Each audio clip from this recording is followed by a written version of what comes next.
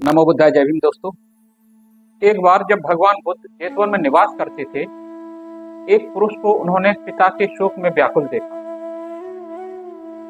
उन्होंने अपने मन में सोचा कि उपदेश देने के लिए यही समय उपयुक्त है और एक शिष्य को साथ लेकर उसके घर गए। वहां उन्होंने उससे उसके दुख का कारण पूछा। उसने कहा, मेरा पिता मुझसे बहुत ही स्नेह रखता था, उसके ना रहने से अब इस संसार में मुझे कुछ भी अच्छा नहीं लगता।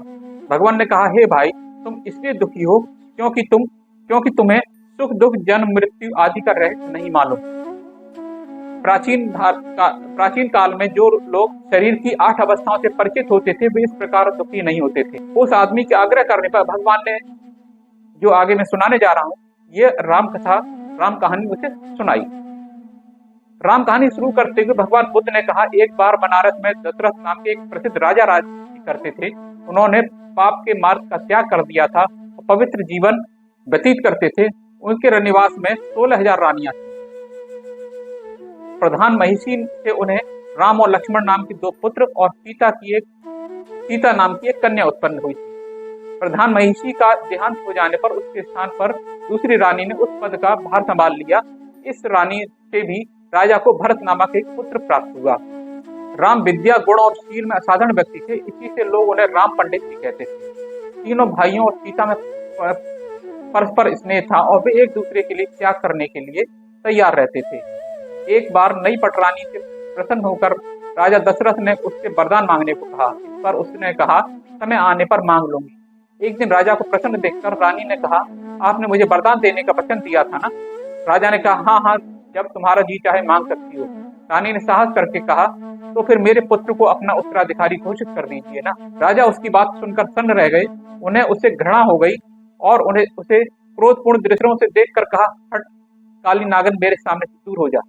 रानी चुपचाप चली गई, परंतु वह भी अपनी बात पर डटी रही और बार बार राजा से वरदान मांगती रही। राजा ने दुखी होकर कहा, मेरे लिए दोनों बड़े पुत्र अग्नि के समान तेजस्वी हैं, क्या तू उनकी मृत्यु की कामना करके अपने पुत्र को राज्य दिलाना चाहती है? राजा दशरथ इस प्रश्न पर बहुत विचार किया। उन्होंने सोचा कि हो सकता है मेरे न रहने पर यह स्त्री और भी भयंकर षड्यंत्र करे। अतः उन्होंने ज्योतिषियों से सलाह की। ज्योतिषियों ने कहा, अभी आप 12 वर्ष और जीवित रहेंगे। उसी समय उन्होंने राम और लक्ष्मण को बुलाकर एकांत में बात की और कहा, देखो बेटा, यहाँ रहने से तुम्हारे लिए संकट उपस्थित हो सकता है। तुम 12 वर्ष तक किसी पड़ोस के राज्य में अथवा वन में जाकर रहो। मेरी दाह क्रिया हो जाने के उपरांत लौट कर आना और अपना राज्य संभालना। इस प्रकार पिता का आदेश मानकर श्री राम लक्ष्मण वन को चल दिए। सीता ने अपने भाइयों का साथ छोड़ना उचित न समझा और वह भी साथ छोड़ ली। राम के साथ बहुत सी जनता भी शोक संतप्त राजधानी से बाहर आई, परंतु राम ने समझा बुझाकर सबको लौटा दिया। धीरे धीरे राम हिमालय पर्वत पर पहुंचे और वहां एक सुंदर स्थान पर उन्होंने अपने लिए कुटी बनाई और वहीं रहने लगे। वहां पानी और कंदमूल फल बहुतायत में मिल जाते थे। राम के चले जाने पर दशरथ बहुत व्याकुल रहने लगे। शोक के कारण वे अपनी आयु के शेष 12 वर्ष पूरे न कर सके और उससे पूर्व ही उनका शरीर छूट गया। राजा का अंतिम संस्कार हो चुकने पर रानी ने आदेश दिया कि भरत का राज्याभिषेक संपन्न हो, परंतु प्रजा ने कहा, नहीं, छत्र धारण करने वाले तो वनों में निवास कर रहे हैं। भरत ने कहा, आप ठीक कहते हैं, मैं वन में जाकर उन्हें लौटा लाऊंगा। ऐसा कहकर वे राज्य चिन्ह लेकर हिमालय की ओर चल पड़े। जिस समय भरत आश्रम में पहुंचे, तब राम कुटिया में अकेले ही थे। लक्ष्मण और सीता आवश्यक वस्तुओं का संग्रह करने वन में गए। भरत ने राम को पिता की मृत्यु का समाचार सुनाया। राम कहानी सुनाते हुए बुद्ध आगे बोले, राम जी गंभीर स्वभाव के व्यक्ति थे। उन्होंने शोक के वेग को सहन कर लिया, परंतु लक्ष्मण और सीता के आने पर वह सहसा ये समाचार उन्हें न सुना सके।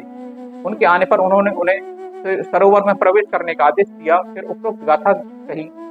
भरत कहते हैं, राजा दशरथ ने शरीर त्याग दिया।